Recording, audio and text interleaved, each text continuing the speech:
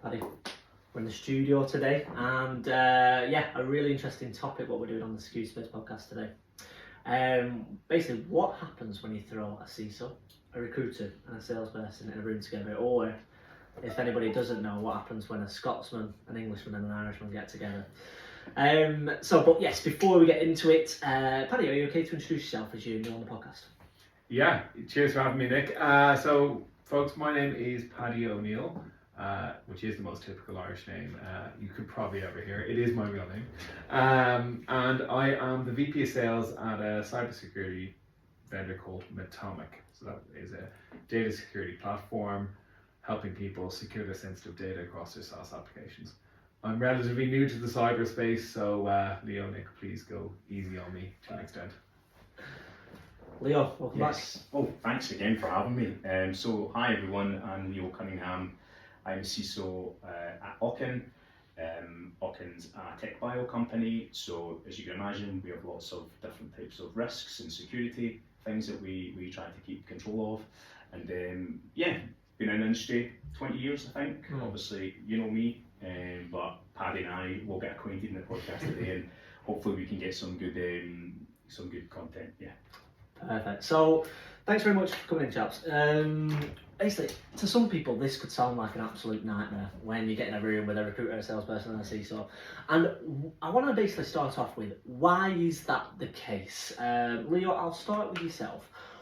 How has it fallen into such a situation where basically people like yourself, CISOs, or any buyer, can sometimes they can cringe, or they can just be like, oh, another salesperson or another recruiter's in my inbox.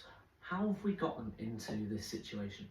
I think a lot of it is to do with a lack of trust. So whether that's like, we'll cover two aspects of it. So sales, so your typical someone wants to sell you a service, or a vendor wants to obviously open some dialogue. I think it's typically people get tripped up is when a vendor doesn't do their research, or the cold calling's like just generic. You know, like for example, I'll get emails, I don't know, I get about 100 of them a week, and it's like, hi Leon, you know, and it's like, come on, that's your first shot at it, and you're like, you've completely just ballsed it up. So, and then it's like I think it's just a lack of understanding of what your priorities are as a company, what we're doing in the current market and landscape.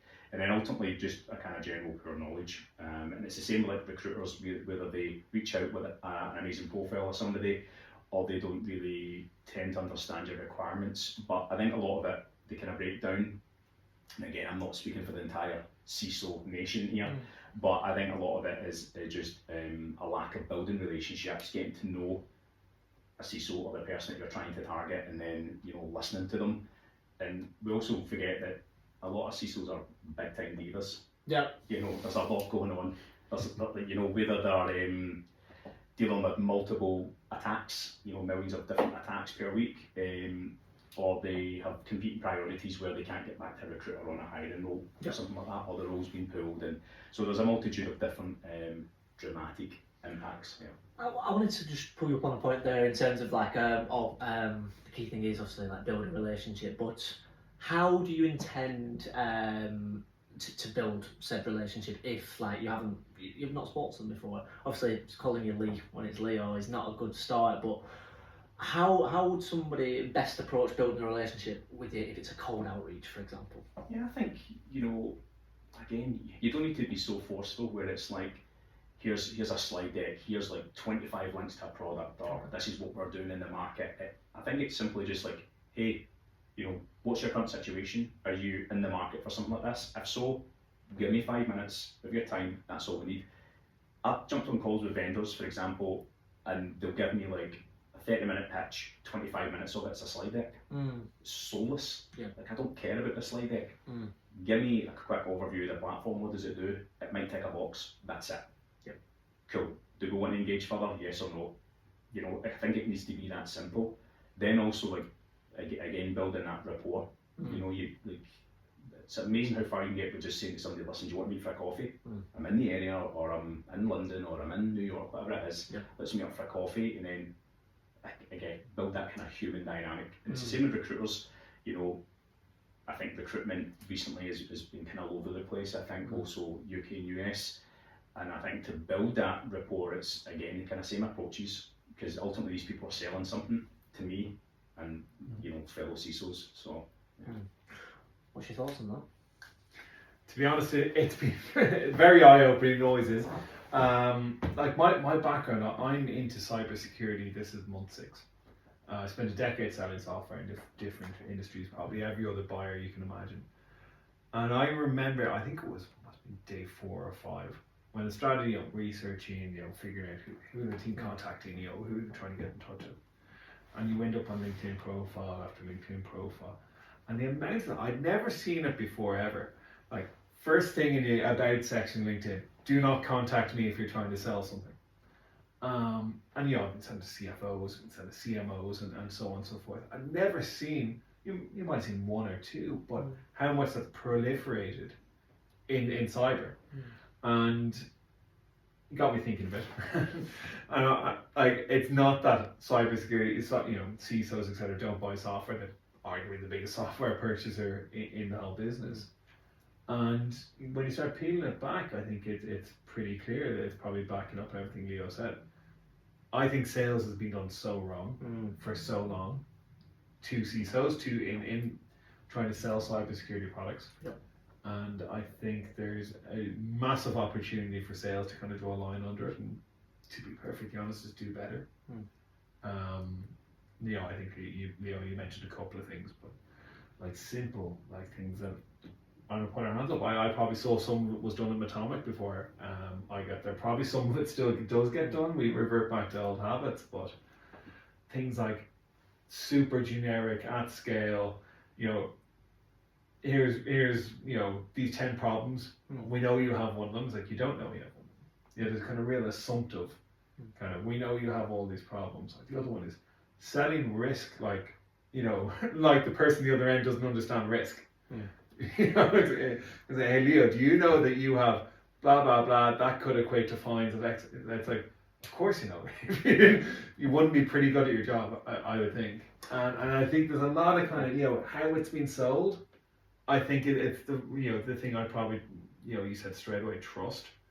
But I think the real takeaway, I think, from where sales can do better, it's trying to understand who you are speaking to on the other end of the line. Yeah, even something so gimmicky as to, here is a 30-second pitch, an elevator pitch, right? Okay, or a video of a product. 30 seconds, that's all it's going to take. It's going to take you 1 click, there you go, watch it. And then it'll be like, even in the presentation styles from vendors, and I if I'm okay to mention 1 or 2, I think the people that really have a grasp on their marketing are your AWSs of the world. Yeah. We spoke earlier about Wiz. Wiz's marketing from a cyber point of view is absolutely on point. It's ridiculous how good it is, and it's so gimmicky, and people are drawn towards that rather than here's 60 paragraphs, a slide deck. And I engaged with a vendor recently, sent me 6 decks, and I'm like, why do I need 6 presentation decks? Or because it does multiple different things, just give me like 3 bullet points. To come in on that, because it was a question I was going to raise about yourself as well in terms of what you said, and there's a balance between doing your research and like overdoing it as well. And I think we've kind of gone too far on the other spectrum where, like you said, we know all this about the risks of your business, and they're trying to overdo the research part of it and trying to do your job for you, and so that they can sell in a solution without even you highlighting to them that they've got a problem, and they're trying to force the product down your throat a little bit. So it's more of a case of like, there's no research done about a company or a product, or too much, and I suppose you can't really knock them for too much, but then you've got to get into the psychology of, okay, look at your audience, like people sell and people buy from people. So my question to the table is, why have we gone too far the other way in terms of doing too much research and doing too much output? Is it more of a cultural thing in terms of numbers games, KPIs, like targets being set all around you, and you're like, oh, I need to do this, and you lose that human touch?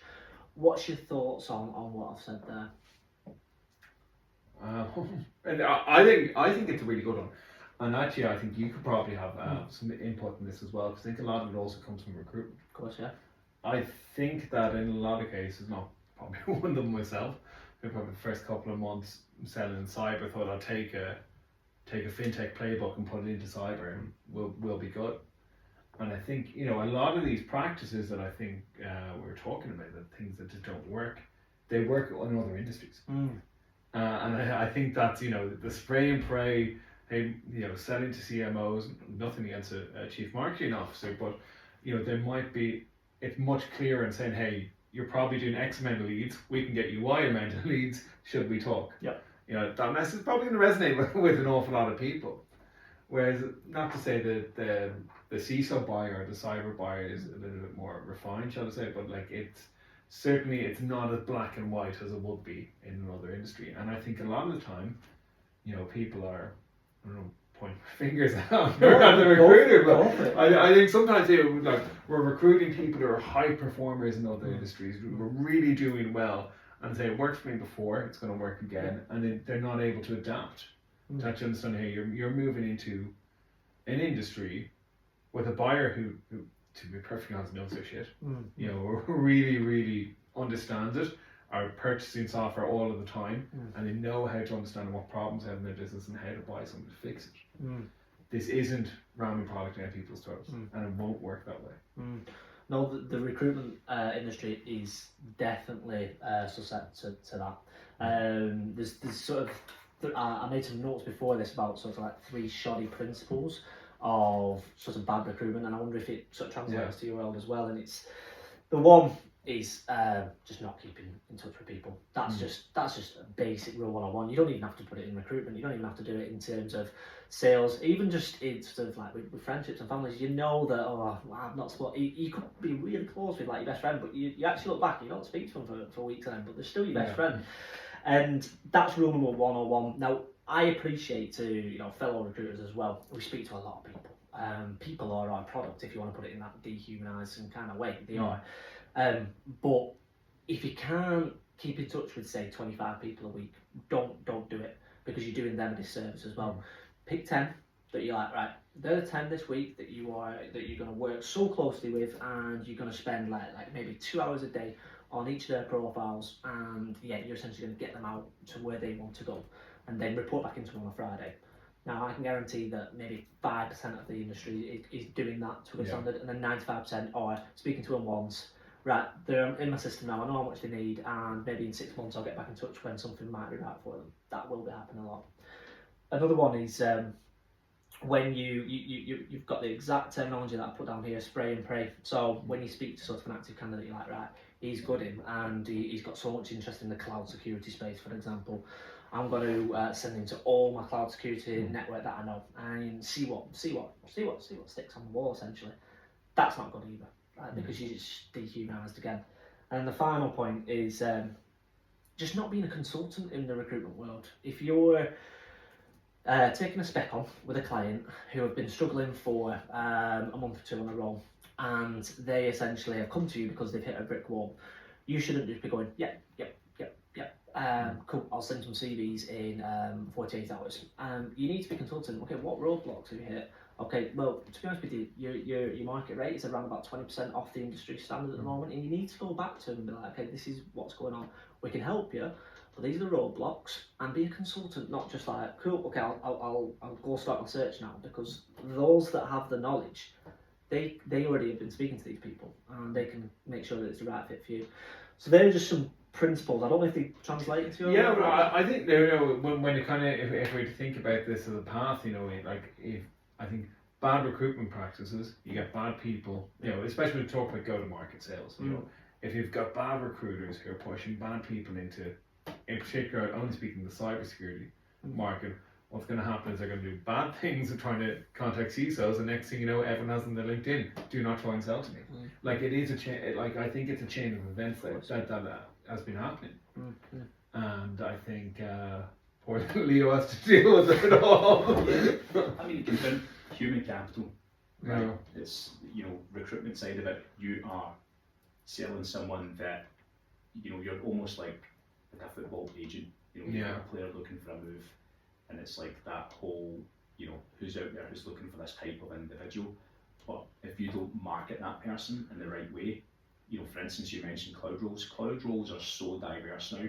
Like there's like fundamental basics, and I remember working with internal recruiters as well as external, and you would say something like, this person needs to be able to use Terraform or use Python, and they'd come back and it was the complete opposite. It'd be like a different tech stack, different code languages, and it's like, I'd just go on LinkedIn and type it in and I'd find candidates within seconds. And then you would try and kind of educate on the back of that, and I think that's another thing CISOs need to do. They need to be very specific in their call sheet of what they're looking for when they go to market. You know, you don't need 5 pages in this whole, or they need an MSc in X, or they need CISP, and the days are gone. You need to be very specific, because most of these companies and CISOs in these companies are looking for specifics, like 5 bullet points, that's it. And then that should give you the basis and not overcomplicate recruitment.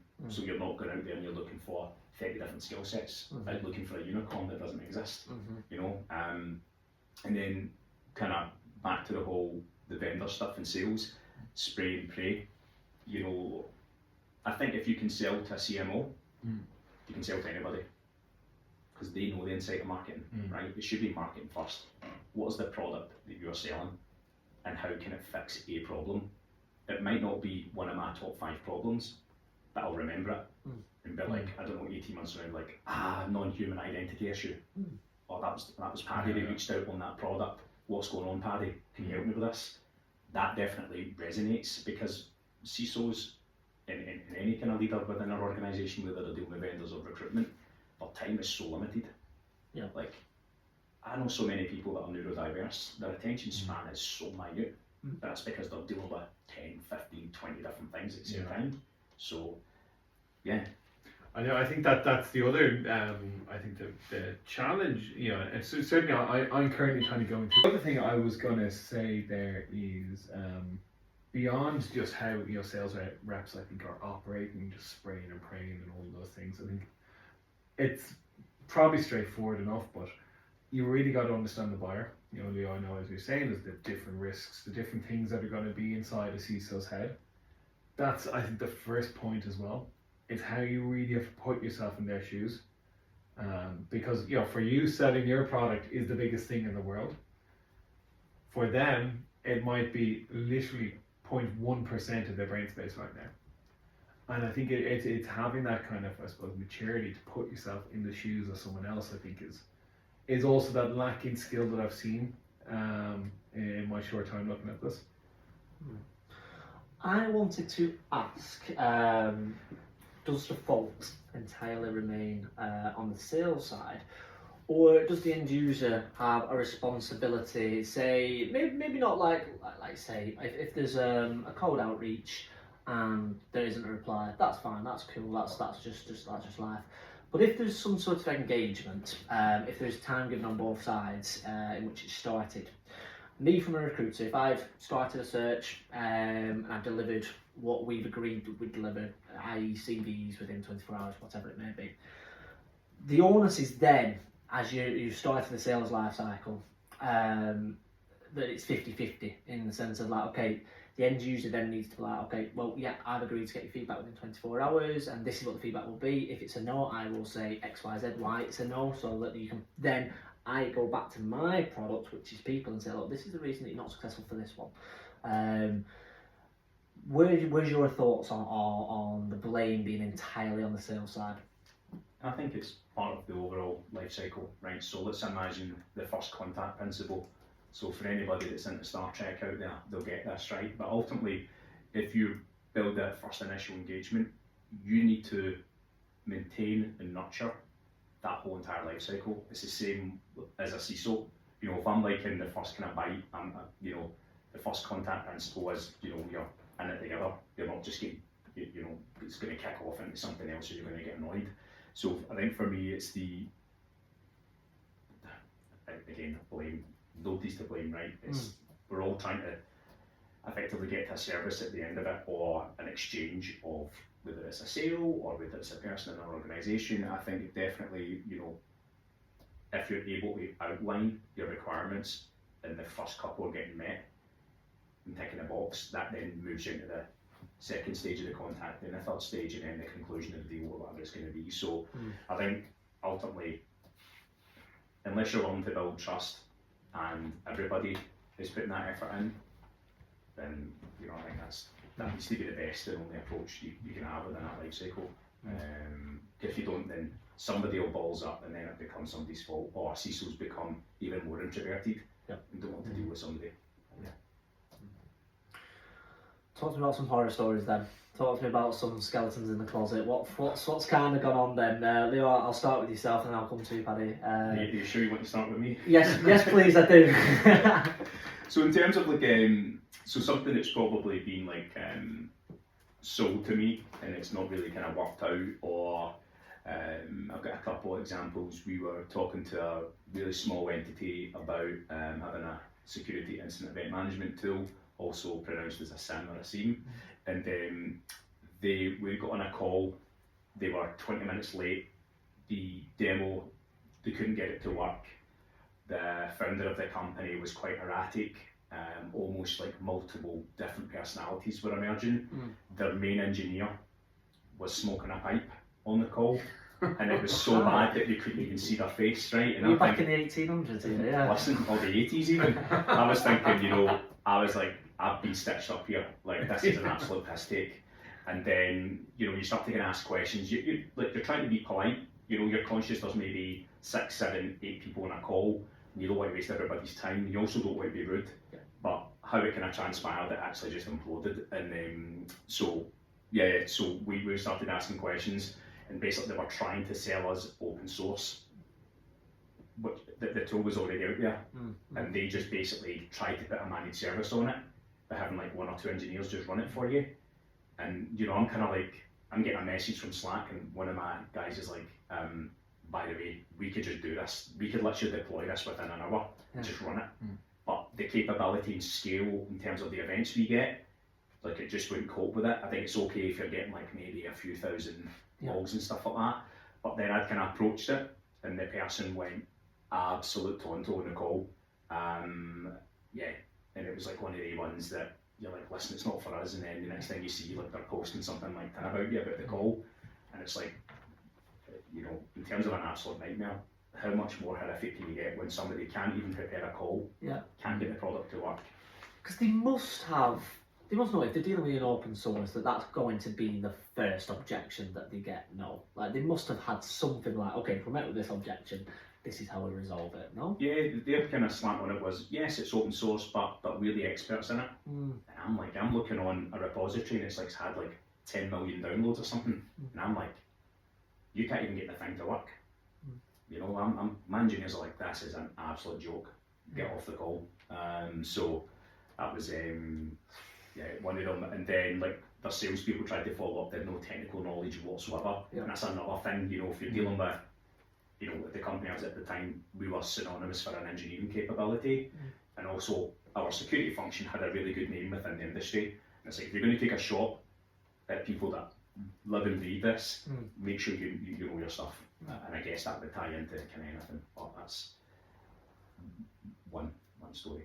Yeah. Paddy, anything from your side? Well, it depends. Do you want stories where I'm the author or the reader? Because probably a bit of both, but maybe it is. I've gone back to that fourth question because one rings true that it's only in the last few days. Probably the flip side where things just don't go, and we scratch our head a bit at this.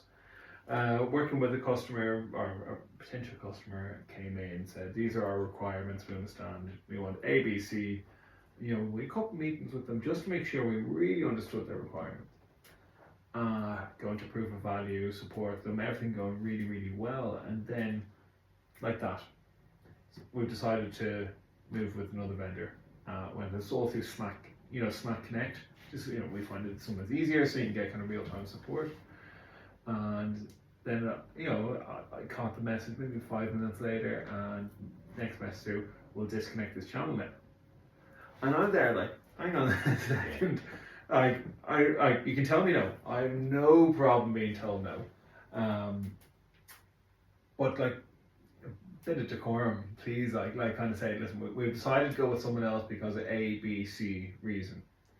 That's really, really valuable for us when we actually get some value from that. But when it's just like, eventually I was able to get in touch with the person, and it turned out like a lot of the reasons why they decided to go with a different vendor was the requirements that he was saying we just didn't know them. And we're kind of going back to, if you told us this, to be perfectly honest, we probably could have saved you a week POV because we couldn't do that. Yeah. So I think that's where it's probably on the flip side of where things can improve a bit. Yeah. I think as you said, the basics, like on one side, show up on time to meetings. On the other side, if you're going to say no, just a couple of bullet points on feedback is all that's required, I think. I think that's it's good that you've established that direct connection. I think on Slack or Teams or whatever it may be, that definitely helps, because then if I need something immediate, I'm expecting a response quite quickly. But I think not outlining or having that dialogue between each other, the requirements, that's something that is so clinical. Like when they cut you loose. It's almost like you're like, has somebody made a mistake in the life cycle here? Is what's happened? Have we done something to offend someone? And at the end of the day, it's your business. And some vendors I've dealt with in the past, they can't handle that. They're still chasing me 7 years after I've told them. And I'm like, just let it go. It's like a jilted ex. Absolutely. And a lot of it just, as I said, it's you kind of you go through these processes, you figure out if it's a fit, if it is great, if it's not a fit, okay. Like I've always said to the team is, you've just helped that person find one other way not to solve the problem, which I think should be almost the mindset. It shouldn't be that one got away and now I'm going to blow up Leo's phone for the next 24 months until he actually says I've made a terrible mistake and I should have gone with you in the first one. It doesn't happen that way. I think a trick a lot of vendors are missing out on is not creating peer groups. It's now become a thing where they have meetups. I'm not just saying it's all about free pizza and beer or whatever, right? But I think having that sense of community, talking to people, and having that really good dialogue, in-person contact, because a lot of that was missed because of lockdown. That definitely, I think helps. And if you're dealing with a vendor and they've got the same kind of resonance of your company as well, that I think helps. You'll see, many cyber startups, really kind of pairing with like emerging fintech or emerging, like a Series A, and a Series A type company, and it's about finding that synergy. I'll look at, companies that do firewalls. I won't name them, but quite monolithic in sense. I mean, they're the best in the world at what they do, right? But to me, I don't nothing about it. I know it sounds fickle, but their marketing, I just look at it and go, I lose interest. I'll speak to someone and they're quite blasé about it because they're already making their big bonuses and sales and stuff. And I think a lot of vendors get to a point where they don't feel the need to put the work in. You should always put in the hard yards. Always. Doesn't matter if the sales 10 grand or 100,000. That is, if you put in that hard yards, a CISO will remember that, and the likelihood is they will take you to another company. And that's even something I've seen already is CISOs, this is the whole thing. We've been talking an awful lot about the friction, but I think when it's done really well, it's brilliant. You can see it. Some CISOs have probably career-long, relationships with vendors and even the account managers for those vendors. It's the same with recruitment. If you get a good synergy, people are listening and they deliver. The likelihood is they'll take them to the next company and keep moving forward, or they'll recommend to their peer group. For example, I'm in a Slack channel with like 1,000 CISOs. You know what I mean? It's like it's in your best interest to make sure that I'm taken care of, because then I'll obviously give a good, good account of you and your company, and I'll testify for you as well. I'll never put my name to a company that I don't believe in. And I think that's because vendors or recruiters, they build good relationships and are authentic in what they're trying to do. None of this like a vendor we worked with years ago, big company, and the minute the deal was done, they dropped you. You couldn't get any support from them, they couldn't get in contact with them, they removed our data cap on the platform, and that stung us big time. And then we're like, we'll just exit after 2-3 months. Why would they do that? No, was there no like post-sales support there? Like what's going on there? Just ignored you That's because they were moving on to the next victim. Yeah. You know, it was like a Ponzi scheme. That's what it felt like. And then you're kind of like, then you'll get to see people reaching out, you know, a few years later, and it's like you're blackballed. Yeah. You know, Yeah. it's like. That's one thing that I've seen a few times as well, even not just in cyber, but it just I just find it's the dumbest thing in the world, because you put all that effort, all that money, all that marketing dollars into getting that sale, and I'm pretty sure I think most renewals are decided in the first 3 months anyway. And also You know. if you get a good account manager. Exactly. Yeah. See if a company has a good CSM or whatever, that's half the battle. Yeah. Because that's a face of our data cap on the platform, and that stung us big time. And then we're like, we'll just exit after 2-3 months. Yeah. Why would they do that? No, was there no like post-sales support there? Like what's going on there? Just ignored you That's because they were moving on to the next victim. Yeah. You know, it was like a Ponzi scheme. That's what it felt like. And then you're kind of like, then you'll get to see people reaching out, you know, a few years later, and it's like you're blackballed. Yeah. You know, Yeah. it's like. That's one thing that I've seen a few times as well, even not just in cyber, but it just I just find it's the dumbest thing in the world, because you put all that effort, all that money, all that marketing dollars into getting that sale, and I'm pretty sure I think most renewals are decided in the first 3 months anyway. And also You if know. you get a good account manager. Exactly. Yeah. See if a company has a good CSM or whatever, that's half the battle. Yeah. Because that's a face that a CISO is used to, or a person who you can apply to anything. They want to work with them because they're a good person. You've got to know them. You've built rapport and a relationship. You know, if you're asking them to do something and they deliver, that's half the battle, right? The CISO can then make the business case to say, we've got an outstanding relationship. There we go. You know, I'm not going to name vendors, but there's vendors I'll take with me to other companies. But the minute that stops being that way, I'll remember that renewal and dump them. Yeah. It's just how it is, you know. I wanted to ask you about like, has there been a successful sort of, you know, cold outreach where it was like short to the point, it was everything that you said earlier, and they've carried it on and you have that relationship now. Like, is there a successful case study you can give? You don't have to drop names. Yes, there was a company that a person reached out and they were like, hey, I'm going to be at this event, are you going to be there? You know, do you want to catch up for 10 minutes of your time? I was speaking to them and I just liked, you know, what they had to say. Yep. They were genuine in their approach, and then we kept in contact. And then in the case of Haley, what are you hiring? Not at the moment. Give me a shout in 2 months, 3 months. Oh, no problem. They never hassled me. They then said, hey, just checking on you. I've got lo and behold, I've got 2 roles that I need to fill, or 3 roles, 10 roles, whatever. Then you give them the first approach to it. Yep. But what I really liked about the continuation of it was like, they listened, they're like, so what you're saying is you need X, Y, Z, right? This is where the current market is. This is what the salaries are paying.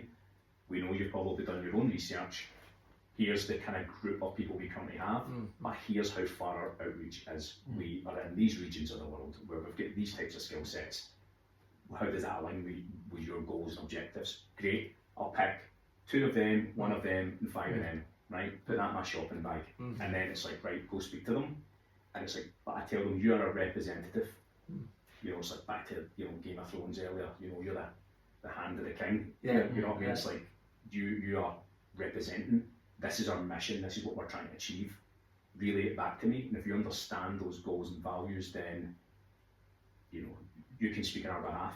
And then what we actually tested it with candidates we get in, and the first thing you would ask was, what do you know about the company? Or, well, the agency said this, but my research is this. You know, there's a good alignment there, and it's like, right, the agency have clearly prepped the candidate, you know, and then it's been successful so far, and that's led to other opportunities out with of the security function, you know, so there'll be other areas that need someone. Hey, does anybody get a good agency?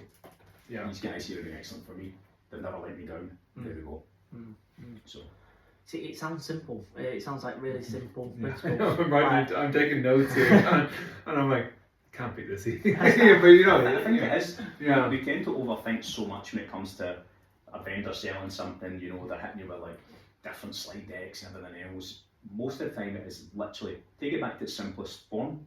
It's like, hey, are you kicking about London tonight? You know, like what's going on? Are you going to be at this event? Are you going to be at Black Hat or something? Let's go for lunch. let's catch up, let's get to know each other. Mm. And, you know, I'll know within 10 minutes or something, you know, if it's going to go any further. Yeah. You know, 'cause I'm on the clock constantly with different things, so I'll know, and like, I like this person, they come across very well, they're a good representation of their company. Mm. What can you do for me? Because that's what it comes down to, you know, and then that will effectively grow as a relationship, and then, yeah, and again, see, it sounds simpler in my head, but No, does that all sort of sync up for your approach? Is what you try to do, or is there anything that you do different, Paddy? No, I think so. I think it is about, you know, a lot of what I believe has been very, you know, kind of say buyer-centric, but very value-centric. Like, if you're not creating value for someone, don't do it. And I think probably, maybe the kind of difference that I'm kind of starting to think about here is, as well, is with cyber, you know, for instance, and I compare it to other industries and other personas you might sell to. Mm. You kind of feel like that, you know, there either is a need or there isn't. it's black or white. Yeah, but whereas sometimes in cyber, it's you know, don't have a need now, but in 6 quarters, 8 things could change, which means I have an immediate need there. And I think it really brings to light that kind of, one, the importance of relationship management, two, like even just pipeline. Like, don't try and burn your pipeline now by saying, why won't you have a meeting? No, just sit down for a 45-minute demo, or, you know, how about I send you a bunch of things in the post or whatever. Don't burn your lead now. Treat it right. Nurture it, you know, check in every now and again, and then in, you know, who knows, in 6, 12, 18 months, something might happen, or else business priorities change, and next thing you know, they have a direct need for your solution. Who's the person they're going to call? The person who's just, you know, been hammering them on the phone every week, and you've just told them to piss off every week, or the person who's just been carefully keeping in touch, sending on the odd, you know, piece of information that might be useful, but have just been in the background. And I think that to me is probably, it's connected a few dots, but certainly the way I think we should be doing it more. Yeah, so it's funny, someone said to me recently, it's almost like, it's like a dating app. That's what it's like, right? You obviously build a good profile, you try and find commonality, and then it's like go on a couple of dates. You don't need to get to the end result in the first night. Yeah. Do you know what I mean? Yeah. It's like, or you're not going to meet your respective future husband or wife or whatever. You know, it's like you kind of need to nurture relationships and just take it easy rather than hammering folk, because CISOs don't like it. It's the last thing they need. They don't need to be distracted. And again, you know, I think if companies spent more on giving recruiters or salespeople an expense account, it goes a long way. Yeah. You know, because like the last thing someone wants to go on is a 45-minute demo or listening to 10 candidate profiles. It's like, listen, let's just go for some tea. Let's just go for a coffee. That way you're kind of, the CISO's out the office, they're no longer distracted. So they can just concentrate, they can be normal, and then find something, you know, like 3 of us have got things like football in common, we're obviously in a shared industry, you know, these things, we've obviously seen so many problems and so many good things as well, success stories. That really helps us to build a potential future relationship. You know, and again, nobody's going to take offence if it's like, hey, not just now because of so buoyancy, but like just recruitment being cut and whatever else may happen. But it's like, if I need this, I can call up Paddy because, you know, I met him that one time during our podcast, you know, or yourself, you know, like we've known each other a couple of years now, and it's like, you know, if there's a specific need or a niche, I'll give you a shout. Of course. I think obviously to sort of round that up is, look, the current state of play is poor when it comes, not saying it's poor across the industry wide, there's obviously, it's a very, very busy market at the moment in cybersecurity, and there's obviously a lot of good business going on, but we're just trying to highlight some of the problems as to where we can sort of move forward with that now. So like I say, it's just going back to the basics. Forget about KPIs and numbers on a board when it comes to the sales side of approach. Slow down, think about who you're talking to, grab a coffee, just don't drill them with the whole end product on touch point one. Just see like, oh, I'm in Newcastle next Wednesday, let's grab a brew if you're about. And then you can, like, once the rapport is there, then it'll be easier, they'll listen then. Stop trying to get, I don't know, the fruits of your labour after the first touch point, because it's very unlikely that it happens. It does happen where you might just do an amazing cold outreach and you just got the timing right. But 9 times out of 10, it's all about relationship building. Like you say, it's a good account manager or a good recruiter that you take to other places, and that comes from building the relationships. So stop trying to get the end result in touch point 1. I think would be a nice way to round that up. Any lasting points from yourself, chaps? As much I think we've probably wrapped on sales, recruited a bit in this one as well. But I think you covered it there a little bit. Nick, is there's some people I think doing excellent things in the industry, as there's in every industry, and I'm cautiously optimistic that maybe some of the challenges that let's face it, selling and software, recruiting for software you've had over the last couple of years with some of the challenges that have come in particular in the tech market. I'm cautiously optimistic that might actually kind of wring out a few of the bad practices, because people have had to be better. They've had to kind of raise their game, to get results, I think, over the last 18, 24 months. And hopefully, I think we can kind of build upon that moving forward. And, we can just reset those standards, and I can see less CISOs on LinkedIn saying, please don't contact me. And, hopefully, we get more kind of productive conversations. That's my cautiously optimistic wish. And for me, final words would be to CISOs out there, have less of a chip in your shoulder, right? There was a time when you knew nothing.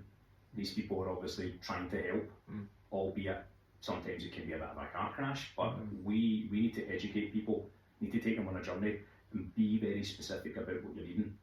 Because, it could be someone who's just joined cyber, cyber sales for the 6 months, like yourself, Paddy, and it's about being very specific about the requirements, so that person can then look at the trade-offs and the balance and say, well, this market opportunity isn't ready, so we'll give you a shout in 6 months, but thanks very much for your time. And it's the same with recruiters.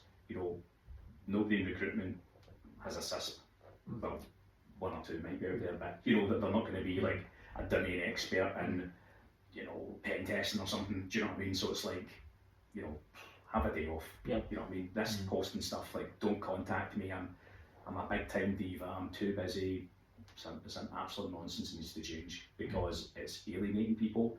It's creating that educational gap. It's making it wider, rather than it's being like, hey, it isn't for me, but listen, I might know someone, or listen, it's not for me. That's all you need to say, rather than these big, flying planes through the sky with a banner saying don't touch me. It's to me it's an absolute nonsense. So, but that doesn't mean that every single recruiter and vendor can pester me in LinkedIn. just as an FYI, right? But I'm obviously trying to kind of course, devil's advocate. That's it. And just to kind of finish on that, it's like I say, we all need each other in the industry. Like I say, it's not just the technical side of security. You're always at some point going to need technology. At some point you're going to need people in the team. Same with, we're all linked, and it's not just sort of, like I say, a one-way tunnel. So perfect, chap. So if anybody has any questions raised today, I'll be sure to put the guys' information down below. But once again,